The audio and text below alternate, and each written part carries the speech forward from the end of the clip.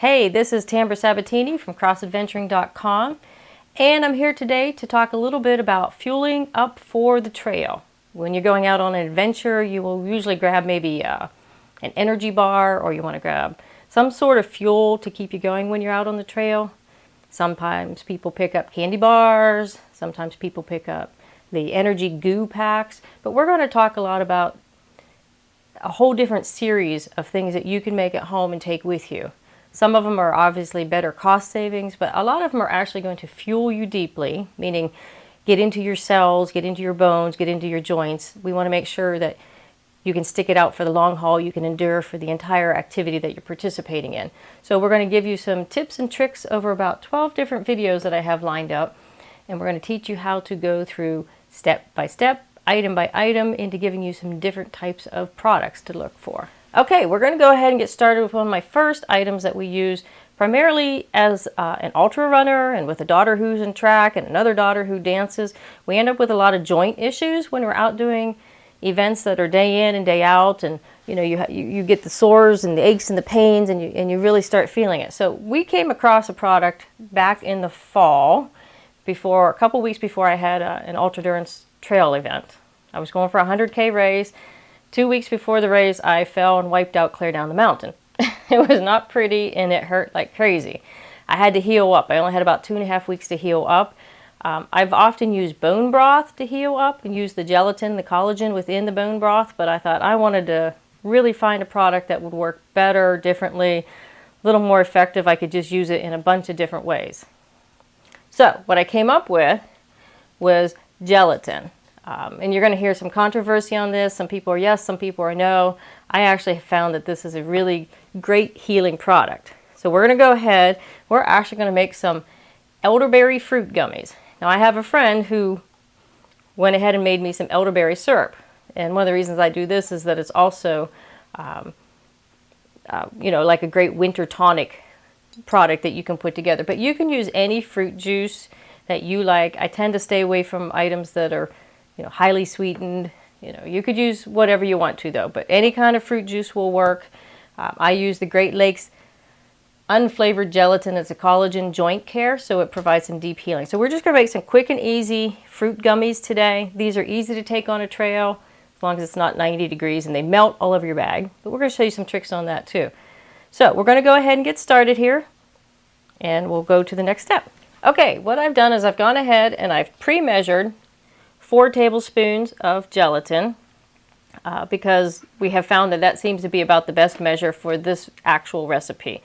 I have also pre-boiled some hot water, so we would have water to melt it down and get everything dissolved. And then I have the elderberry juice. So what I'm going to do first, we'll pour the hot water in, add in the gelatin just like you're making good old-fashioned Jell-O, but without all the extra crazy stuff. I'm going to make sure that dissolves down. Stir it for a while.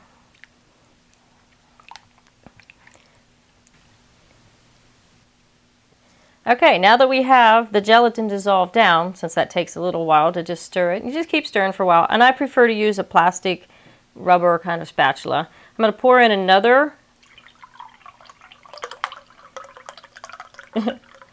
let's see, about a cup of liquid. In this case, it's the elderberries that have been already prepared for us.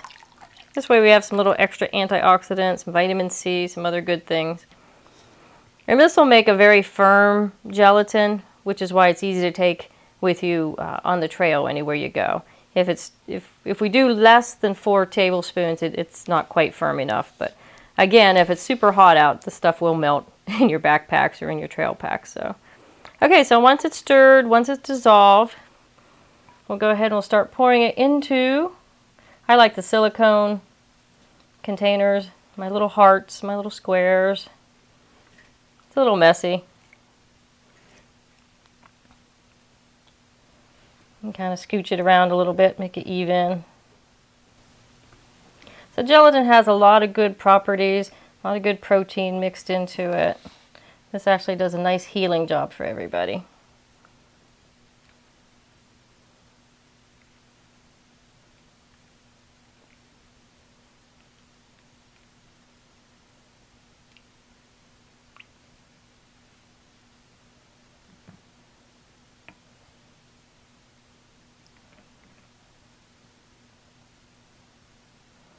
Okay, when we're all done, we will pop that into the refrigerator and chill it up. I'll show you the finished product in a few minutes. So the gelatin has finished firming up, and we've gone ahead and pulled a few out. They're nice and firm, so you can see in them there.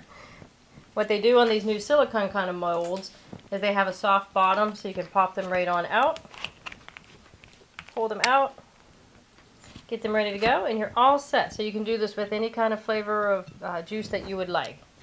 1 cup of water, 1 cup of juice, have a couple molds set up, and you're ready to go. Okay, so when you're ready for your trip, throw them in a nice little container, or you can throw them in a baggie.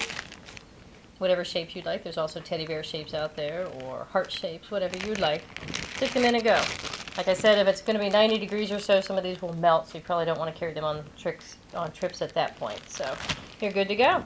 Thank you very much. Check out crossadventuring.com, and if you'd like to have more videos, like the video and subscribe to the videos. Thank you.